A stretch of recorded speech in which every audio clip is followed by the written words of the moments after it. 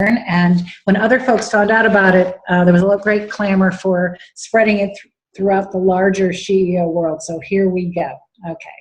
So you probably know that we're living in a time that is where change and uncertainty are the new normal. And in fact, many, many theorists are calling it a VUCA world, meaning it's volatile, it's uncertain, it's complex, and it's ambiguous. And our ability to adapt quickly to change and challenges is absolutely required in a way that it has never, ever been before. And in theory, this ability to adapt this process is actually really simple. Something happens, you accept it, you expand your thinking in relation to it, and you get into action. Okay, yay, in theory. And those who are highly adaptive go through this process quickly. And what's interesting about most successful entrepreneurs is that they, in particular, are able to do this fast. So something happens, they fall apart on Friday, and Monday they've already started something new. Literally, I have sat on the phone with entrepreneurs who've told me, you know, my idea just bombed out, I've run out of money, I can't raise any more funds, and while we're on the phone, they're coming up with the next idea. So this is a wonderful capacity that we all really, really need to cultivate, because change is coming at us faster and faster, and we must absolutely adapt. Now, all of this in theory, it sounds wonderful. However, as a part of the ability to adapt, we have new job requirements. We have to learn how to turn down our stress response and turn up our resilience. And why is what a little bit of I want to talk about, and then I want to go much more into the how to do it. And by the end of this time, I really want you to hopefully leave with some real tools and techniques, and we can also get engaged in some dialogue about other challenges and ideas that people have for dealing with this. Okay, so today we're really going to focus on the stress aspect. And next week, we're going to talk about the cultivation of resilience. All right, so why is this ability to adapt, which in theory sounds so easy, actually challenging? It's really because we have two aspects, two systems is probably a better way to think of it, about our brain, in our brains. One is our thinking brain. This is primarily focused in the front top. It's called the prefrontal cortex. This is the executive function of our brain. This is where we make judgments, conclusions. This is where we're, the most highly analytic place of our minds. This is where we go, you think it's a good idea if we do this, that, or the other thing. So that's our thinking brain. But we also have feeling brains, and focused primarily, we're going to look at today in the limbic system. And these are outside of language. But because if you look at this diagram, and you see the spine here, the spinal cord is right there too. And everything that's coming in through our senses comes in from the bottom of the brain and goes upward. So it hits our thinking last. It hits the feeling first. So we're having all kinds of emotional reactions to things that are outside of our conscious awareness, but are really often driving our behavior and causing what we call stress. And so our ability to manage this, to turn it down so that our thinking brain can really get online and deal effectively with whatever is going on, is an absolutely crucial skill to the ability to adapt. Okay, so here we go. This is what it looks like. So the neocortex is up there on the top, the limbic system is down in the middle there, and the gray part you're looking at is representing the spinal cord. So all this information is coming in through our senses and moving up there. And all kinds of things are happening below our level of conscious awareness. Okay, so the limbic system is the seat of what's called the avoid system. We inherited this system from reptiles. So it's a very primitive structure. And it is All it's interested in is this a potential threat? Is what's going on here possibly bad for me?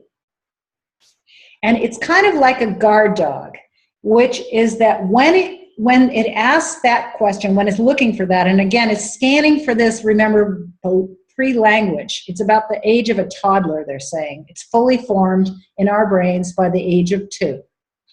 And it lays down the pattern from what's safe and dangerous based on our very early experiences, as well as things that happen to us as we go along. So if we, for instance, we get in a car crash when we're 20 years old, this avoid system might be really activated every time you get in a car. So it can add to it adds to its repertoire of what's potentially threatening as it has experiences in life.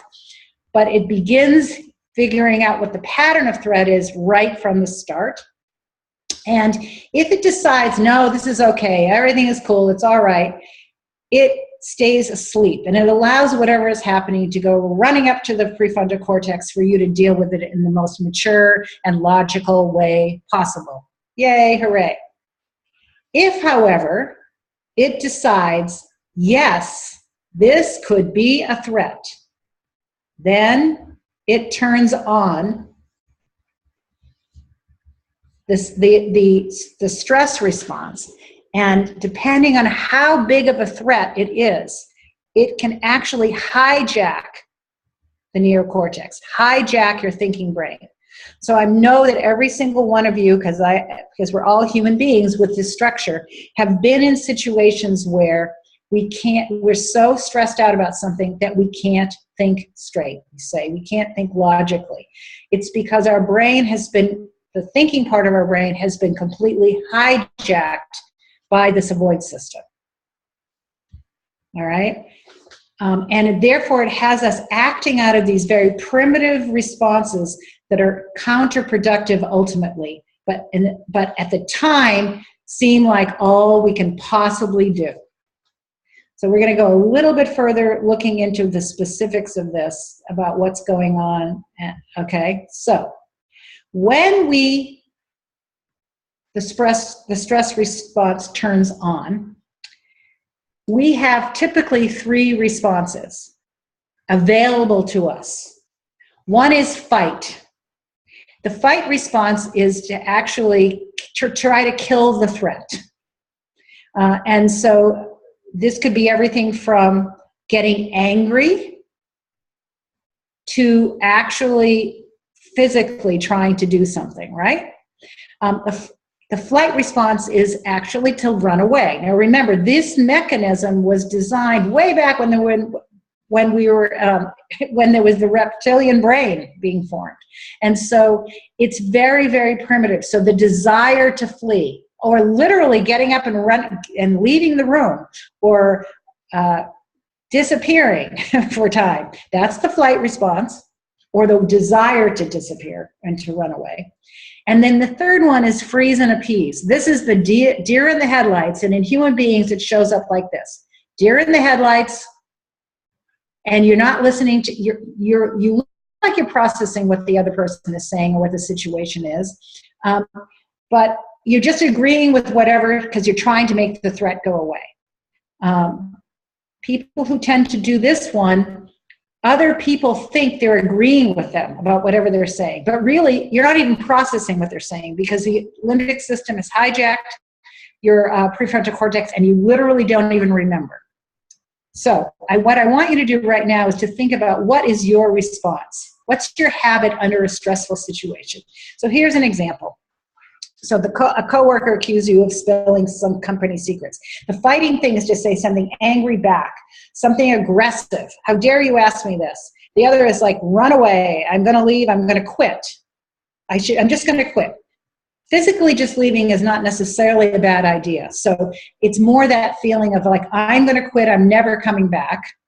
And freeze, it's not saying anything and hope that the person will finish up quickly what they're saying and then they'll leave and then you don't have to deal with that bad thing again.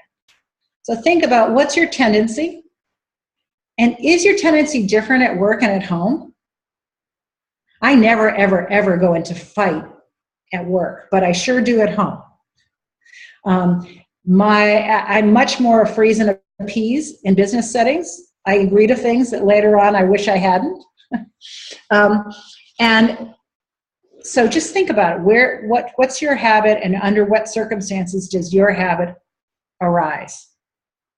I used to work with this woman who, whenever she had a problem, she was an executive director of a nonprofit, and she had a very challenging situation with her co-founder, and she would call me up and say, "I'm just going to quit. I'm just going to quit. I'm just going to quit. I'm just going to quit this job." And I used to say, maybe you should quit. Maybe this isn't the right thing for you. But it's not good to make any decision when we are in this fight or flight response, because we are not in our right minds. We are not in our right minds. We have our thinking has been hijacked by a lizard. And do you want that lizard making your decisions for you? And of course, the answer really is always no. We don't.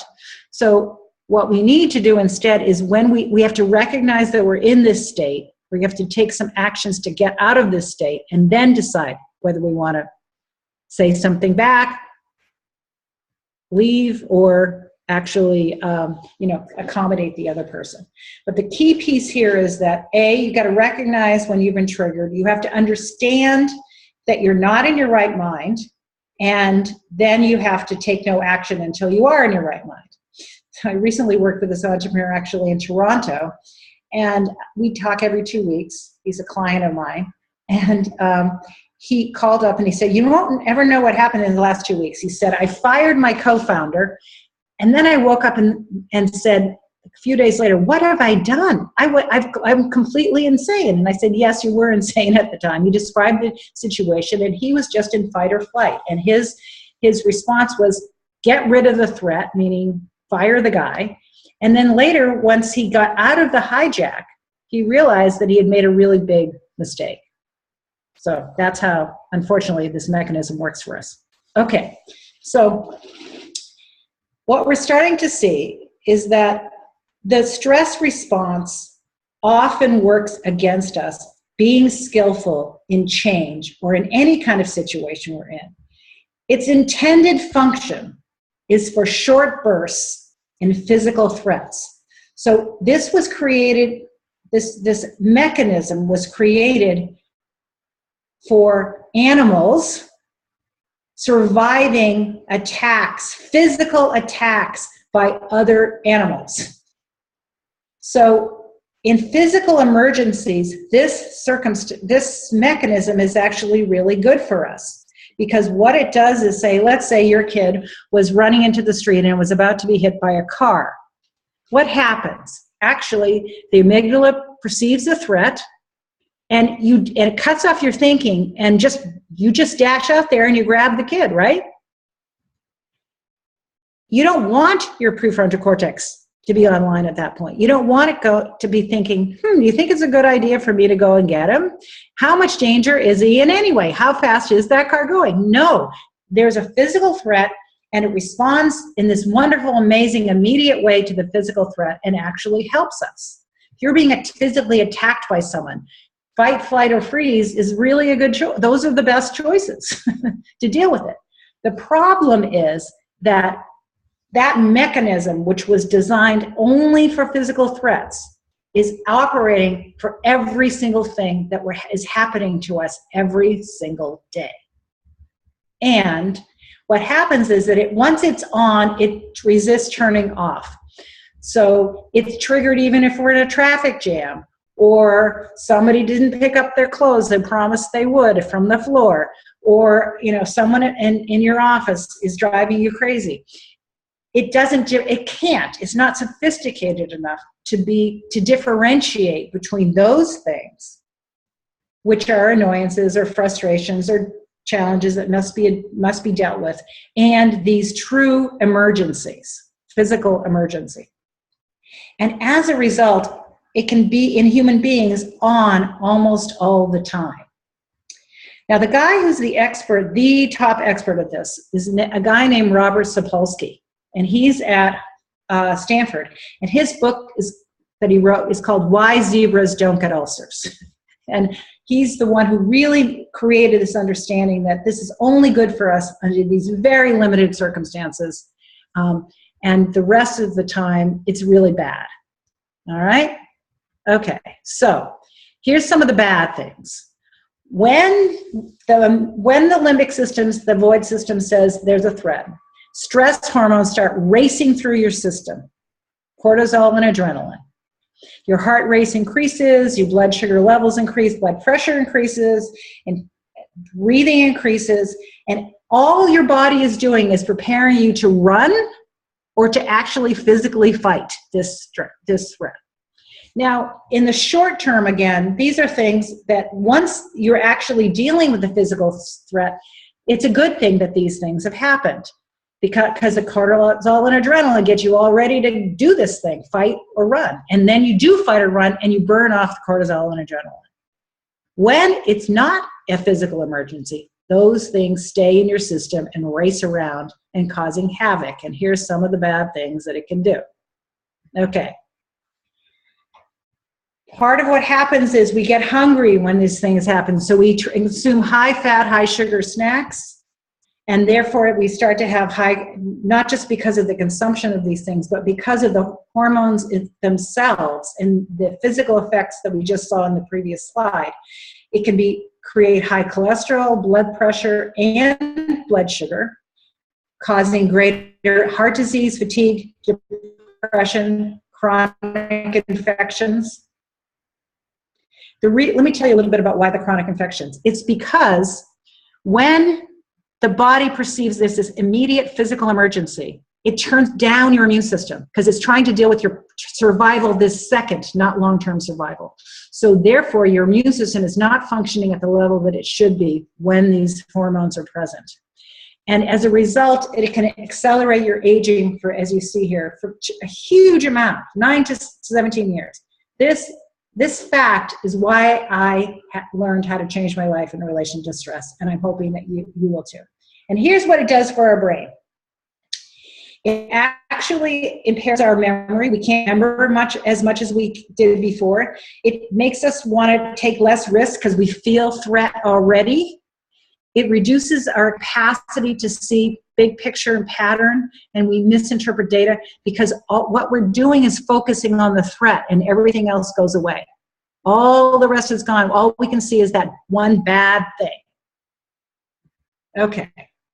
So what tends to trigger us? So what triggers us is different for different people. It depends on our personal history. But there's a bunch of social research that shows that part of what triggers us are these 5 categories in relation to other human beings. And these things are important whether for you to understand about yourself and to also know that everybody at work and everyone in your family is also being triggered by one another in these categories. So they're really important to know. Status. Is my status in this group going up or down depending on what this thing is happening? Certainty. Can I count on this? I thought it was going to be like this, and now they're telling me it's going to be like that. So certainty can trigger the stress response. Autonomy, the freedom to do it your way. You want to do it one way, and now you're being told you have to do it some other way. Relatedness. Status is about the group, but relatedness is about the one-on-one. I thought you were my friend, but now you look like you're stabbing me in the back, so maybe you're my enemy. And last is fairness. Is this change, is this thing that's happening fair or not? Now, in my experience, different ones of us are more or less triggered by certain ones of these. Some of us get triggered by all of them, some by 1 or 2. So just look at them and think to yourself, which triggers me most often? Where am I in terms of other human beings getting stressed, perceiving a threat?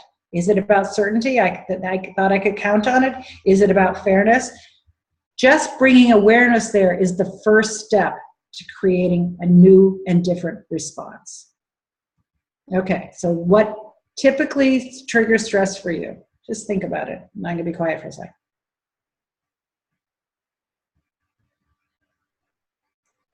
Okay, so All right, so that's all the bad picture. Those are all the different ways in which we get in our own way and cause ill health and unhappiness for ourselves.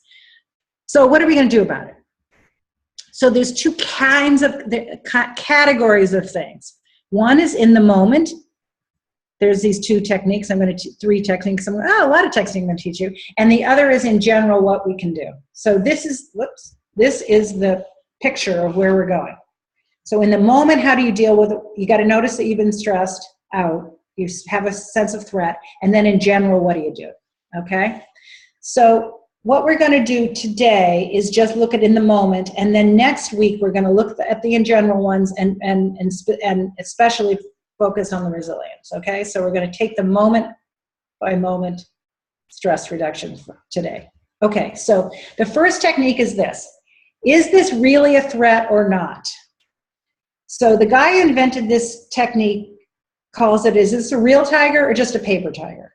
So are you actually in physical mortal danger? Luckily for us, mostly the answer is no, thank goodness. Sometimes it is a true and physical danger, so that's important to know. But when you remind yourself, oh, this is just one of those paper tigers, my brain is fooling me and thinking I'm in mortal danger, but I'm actually not. It's really just a traffic jam. Or it's just an argument with this other person. And even though I feel threatened, it's not a mortal threat, okay? It's a paper tiger. So that's technique one. The second is to recognize, oh, I've been hijacked. My avoid system has taken over my thinking brain and I'm not in my right mind. And if you recognize that and you say it out loud, that helps reduce the sense of threat. Because what it's doing is forcing your prefrontal cortex to come back online. So just like the avoid system can hijack your prefrontal cortex can tell the guard dog of the limbic system to calm down. And the way it does that is going, oh, I've been hijacked. And if you know what the hijack's about, that's even better. You can say to yourself, this is a hijack to my sense of relatedness. I'm afraid she's going to be mad at me if I don't do what she wants. I'm giving you one of mine. So saying that to yourself helps, and the science says if you say it out loud, like run into the bathroom and look in the mirror and say it out loud, it's even more effective in reducing the sense of threat. This doesn't mean it completely goes away, but it gives you a little more freedom to deal with it from your thinking brain. Okay. The next step, so what I would suggest is you want to do label the hijack, and then you want to do reframing. Reframe is where you go, okay, how is this not dangerous? So let me take my friend who I'm afraid if I don't do what she wants, she's going to kill me. That's my limbic system response. I can say to myself, wait a minute. I've known her for 25 years. I've disagreed with her many a time before, and she's always taken it well. Sometimes she doesn't like it, but I'm still here. She's never killed me before, and this is actually not dangerous. This is just my old hijack that comes from my past. So that's a reframe. You take the facts of the situation and you recreate a story that reminds you that this is actually not truly dangerous. This reframing can be hard. Sometimes you need help from other people. But when you're getting help from other people, make sure that you're not asking them to support your story of how bad this is. Instead, you want to ask them, help me reframe this. Help me reduce the sense of threat so I can think rationally about the situation. Okay. And then the other technique in the moment is fooling your brain by turning up on the relaxation response. So the stress response and the relaxation response are opposite systems. It's like a seesaw. When one goes up, when the stress response goes up, the relaxation response goes down. But you can use the fact of that to actually up the relaxation response instead, and therefore the stress response, the threat system goes, I guess I'm not in mortal danger because she's relaxing. So it turns down. So I'm going to give you a very specific way to do this. okay? This is a technique that this doctor developed that is now being taught to all soldiers in the U.S. who are deploying to high danger zones.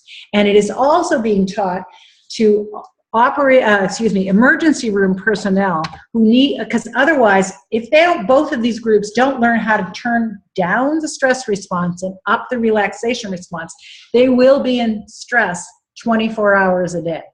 So this guy developed this technique to fool the brain. So here's what it is.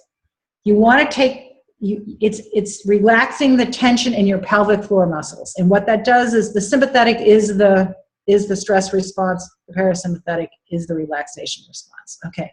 So think of the psoas muscles, your sphincter, anal sphincter, and your Kegel muscles. All right. Those are the magic triangle down there that has to do with all there around your pelvic.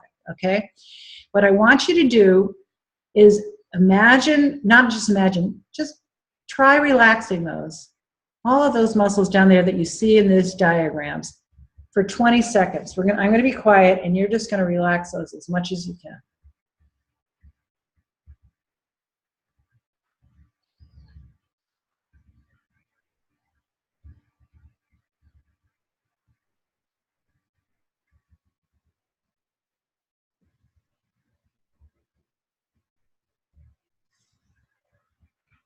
Okay. So what the science shows is that the more you can relax those and just breathe gently for 20 seconds, your prefrontal cortex comes back online and the threat system is reduced. Okay? The more you practice this on a daily basis, the more in general you will create comfort in your own skin. You will have the relaxation response be more dominant and the stress response less dominant. So I'm encouraging you to use this two ways. One is when, in a moment when you notice that you're stressed, you want to relax those muscles. When I do it, I can't talk anymore, so that's how relaxed I get. And the other is to set a timer on your phone. If stress is a really big deal for you, and if you were like me, upregulated, where our stress response is very fast and often, and set a timer so that like once an hour you get a little ding, and the ding that is there is just to practice this, no matter what's happening. And again, for two things. One is to help you in the moment with a specific stress, but the other is to start to have a more dominance to the relaxation response than the stress response. Okay, so I'm going to now open up Divya to questions, comments. You're going to be the moderator, and we will then take up the rest of this next week. So, Divya, are there questions? Yes. So, first of all, thank you very much, MJ. So now we're in the question period. If you have a question, you can use the chat function to ask MJ a question, and I'll read it out loud. Or there's also a raise hand feature that you can use, which will enable you to speak. I'll unmute you, and you can ask your question out loud. So yeah, please use the chat function to ask questions. Or make comments, or give suggestions, or what's worked for you. Exactly. Okay, so Pat has a question. Pat, I'm going to unmute you. Go ahead, Pat. Okay, so my question was, like, stress can be good sometimes because it kind of prompts you to do things. How do you know, like, what's the line between being too stressed and being like moderately stressed, I guess? Yeah. So like, yeah. Good. That's a really important question. So why is some stress good for us? So let me describe actually why. It's because cortisol and adrenaline are alerting hormones. And what they do in moderate amounts is create focus. So what they do is keep you awake, like it wakes you up a little bit, right? Because remember, if it was really a threat, you want to be awake if this tiger is coming at you. You don't want to be asleep. And you want to be focused on the tiger. So instead of looking at all around at all the flowers and stuff, right? So in moderate amounts, stress creates focus and alertness that can power, results. What we're talking about, however, is that, you only need a certain amount of that, right? What we're really talking about is that where you're going, and you can't think, and you feel overwhelmed, and you're in fight, flight, or freeze. That means you've got too much, too much of those chemicals going around, and that are actually impeding your high performance. So generally speaking, I mean, whenever I talk about this, someone always asks me this question, Pat. But what I would say is that I've rarely met people who the problem is not enough. In the society we live in now, under the circumstances we're living, we're mostly way up over the ideal amount. Okay, thank you. Great, thanks, Pat.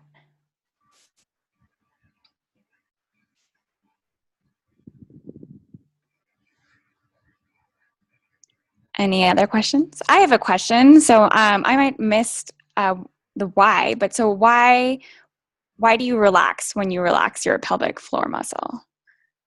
Well, it just turns out that the muscles and nerves that are involved in the stress response include this thing called the vagus nerve, and when you relax that, then the body systems, the relaxation response goes up and the stress response goes down. Because one of the things that happens in the stress response is your muscles tighten because they're, again, preparing you to run or fight. So when you relax them instead, it confuses your mind and goes, oh, wait a minute, okay, I guess it's okay. Because she's relaxing instead of getting anxious. Okay, cool, thank you.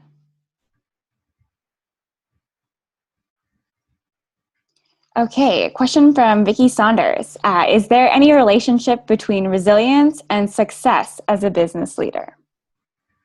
Oh, yes, very much so. The ability to be resilient is one of the key components to entrepreneurial success, because it's about taking challenges and being able to not be overwhelmed by them, but to see the adaptive possibilities. And so we're going to go into a deeper dive into that next session. We're going to look at that and why that's true and how we can cultivate that. But the precursor to resilience is really being able to stay out of this fight or flight state that interferes with our ability to even think about the problems that we're dealing with in a rational and adaptive and resilient way. Okay. Awesome. So I have a whole bunch of questions now. So I'm going to get Ilana. Ilana, go ahead. Hi, I was actually wondering, do people who tend to not learn these new techniques for resilience, and I don't know if I'm wording this correctly, but do they build a resilience to actually being able to approach resilience in a new way? Well, I think that, so we all have habits of mind, right? And some habits are healthy, and some keep us stuck, essentially. And so the more that we feed our stuck habits, the more stuck we get. Okay. That's said as simply as I can say it, right? So, I mean, and the more that we recognize when we're stuck and those negative habits and choose new ones, then the more we create alternative pathways in our brain to more healthy choices. So it is true that the more stuck we are, the more stuck we get, unless we do an intervention with ourselves and start to really learn something else. Okay. Thank you. So we have Pat in the chat who is asking, how do you approach working with a person who you can see is visibly stressed without damaging a working relationship? Mm-hmm. So wonderful and beautiful question. And part of what's challenging here is that you probably actually don't want, if it's an important conversation, you don't really want to have it with the person when they're in that state of mind. Because remember, their thinking has been hijacked at least a little, and they're going to not be presenting the best alternatives or suggestions or conclusions. And so sometimes it's best to say, I'm seeing, this seems like this may not be the right time. Shall we talk about this else at another time? Part of the challenge, though, is that some of us, when we're in a stressed place, go like something like this. No, we're going to deal with this right now. That's fight, by the way. And it's very hard to avoid that with the other person because they're not in their prefrontal cortex. So they're wanting to fight because that's what their response is telling them to do. And usually it makes matters worse.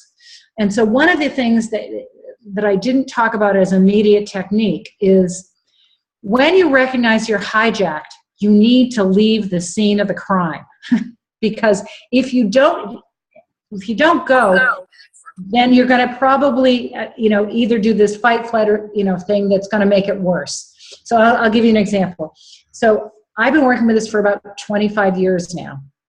And when I first met my husband, which was 24 years ago, I taught him about this. And I said, look, if I say hijack, you need to leave me alone because otherwise I'm going to say and do things that I'm going to regret later. So please leave me alone if I say hijack. I'm going to go in the other room and I'm going to calm down. So the first few times when I said that, he goes, no, I want to deal with this now. And I said, okay, I'm going to let you have it. And I'd say these horrible things. Awful, awful, awful. And so the good news is that he learned, wait a minute, I don't want to talk to her when she says hijack.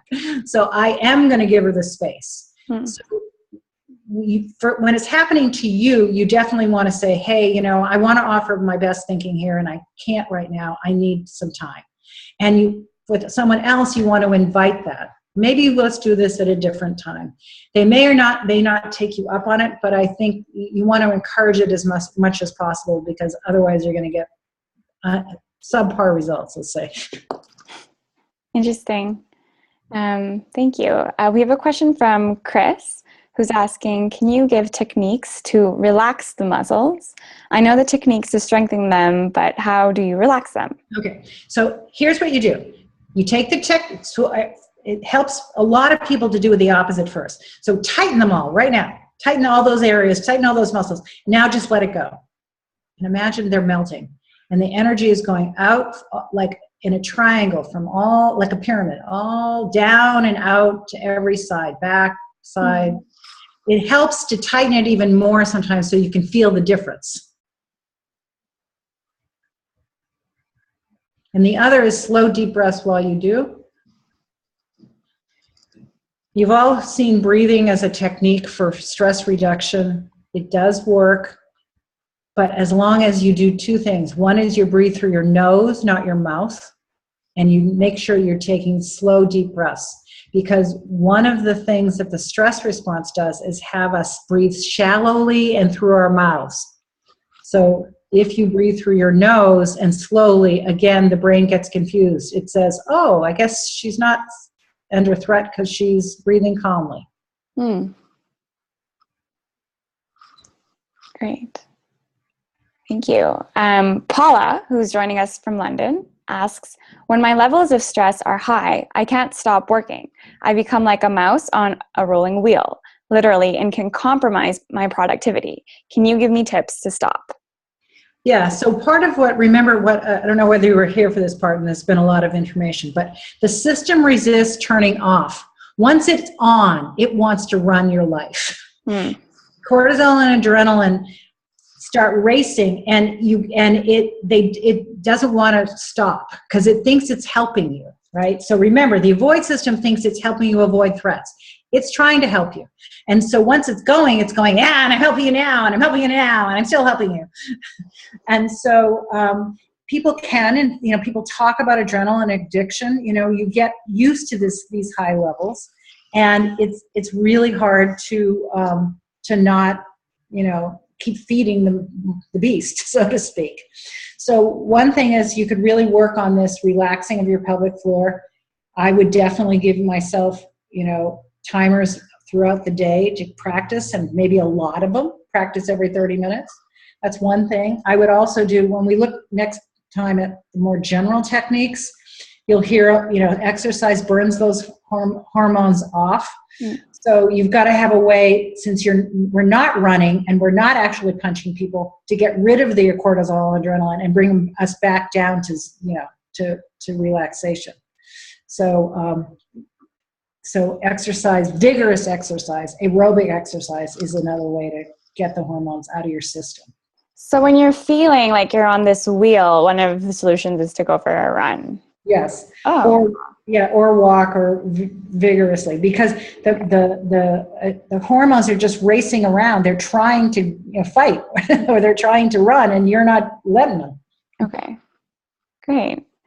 Pat is asking, are there change management strategies to approach stress out of your sphere of influence? For example, if your product or service market has collapsed, how do you change? That's an interesting question.